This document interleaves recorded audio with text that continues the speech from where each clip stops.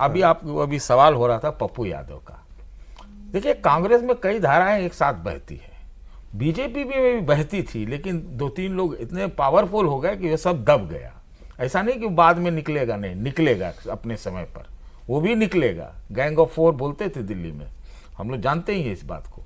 मैं ये कह रहा हूँ कि क्या होता है कि अलग अलग कांग्रेस अलग अलग आदमी चलाता है, ये शुरू से रहा है। तो उसमें क्या है कि पप्पू यादव की तुलना मैं कह रहा हूँ, वो जो नवजोत सिंह सिद्धू थे ना पंजाब में, बिल्कुल ठीक कहा आपने। आप एकदम उसी जैसा है, एकदम। वो भी प्रियंका गांधी से क्लोज माने जाते थे। तो जो कोई राहुल से क्लोज है, कोई प्रियंका से क्लोज है, कोई फलाने से क्लोज है, ये इसमें कांग्रेस का बहुत ज्यादा जो है नुकसान हुआ है, होगा। Multi power centre. नहीं, मैं आपकी वो राहुल गांधी वाली बात को थोड़ा सा आगे करना चाहता हूं सर, बात करना चाहता हूं। आपने कहा राहुल गांधी थिंकर है, उनके पास विचार है, आइडियोलॉजी है, ठीक है।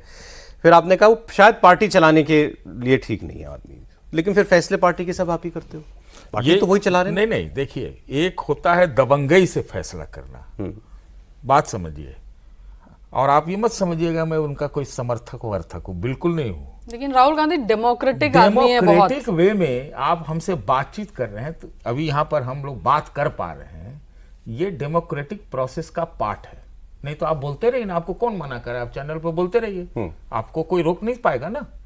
वो वहां डेमोक्रेटिक स्पिरिट हमको लगता है बहुत डेमोक्रेटिक है। आजकल चूंकि पर्सनालिटी कल्ट का जमाना है, तो उसको उसमें जो कॉन्फ्लिक्ट हो जाता है ना कि डेमोक्रेटिक भी है और पर्सनालिटी कल्ट भी है। एक तरफ जो दबंग लोग हैं, वो दबदबा है उनका, वो तो फैसले दे देंगे, आपको मानना पड़ेगा। यहाँ पर 4 आदमी 4 तरह का बात करेगा, तब जाके फैसला करेगा, और उसके बाद जो है आप उसमें पप्पू यादव, अल्लाह बरू और क्या क्या नाम है, अखिलेश, ये सब खोल लीजिएगा। सर, हमने तो ये सुना है जब फैसले लेने की बात आती है तो फिर फैसले लेने में चलती तो राहुल गांधी की है ना, फाइनल वर्ड तो राहुल गांधी का है ना। डेमोक्रेटिक बात कर रहे हैं लोग, तो संविधान को फाड़ देना कहाँ ये तक तो ये था। अब आप उसको दूसरे तरफ से कहिए। मुझे लगता है कि राहुल गांधी अपने फैसले को हमेशा पार्टी के ऊपर थोपते हैं, पार्टी से हुए निर्णयों पर कभी वो कायम नहीं रहे हैं। मेरे कई ऐसे उदाहरण हैं जहां पे मैं देखा हूं,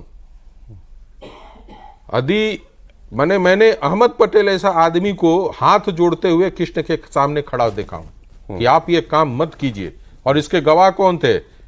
गौरव थे जो अभी बिहार में गए हुए, रोहन गुप्ता जो अभी बीजेपी के प्रवक्ता हैं, वो पांड्या करके थे जो अभी वकील भी हैं और यूथ कांग्रेस में कुछ है, आईआईसीसी के कुछ एडवोकेट ऑर्गेनाइजेशन, ये सब लोग खड़े हैं। ठीक है, अहमद पटेल बहुत छोटे नेता नहीं थे, ठीक बात। पार्टी को दे और वहां चलाकर आप ये थोप रहे हैं कि आप इस निर्णय को मानिए और वहां मानिए कि जहां पे गुजरात है, और फिर जब पार्टी हार गई तो लोगों ने कहा कि इनकी तो सेटिंग मोदी जी के साथ थी। चलिए सर, अब देखिए राहुल गांधी जी का जो आपने कहा एक लॉन्ग टर्म विजन दिखाई देता है, या केवल इस चुनाव की बात नहीं, वो शायद कुछ आगे का सोच रहे हैं, उसका इस चुनाव पर क्या असर पड़ेगा, कितना पुल बैक कर पाएंगे, जो कुछ डैमेज हुआ वहां से महागठबंधन के लोग। एनडीए की बात भी हम लोग करते ही रहते हैं कि, लेकिन इस वक्त सर ने भी जैसे कहा कि अगर केवल गठबंधन की सेहत की बात करें तो फिलहाल एनडीए थोड़ा फिट नजर आता है।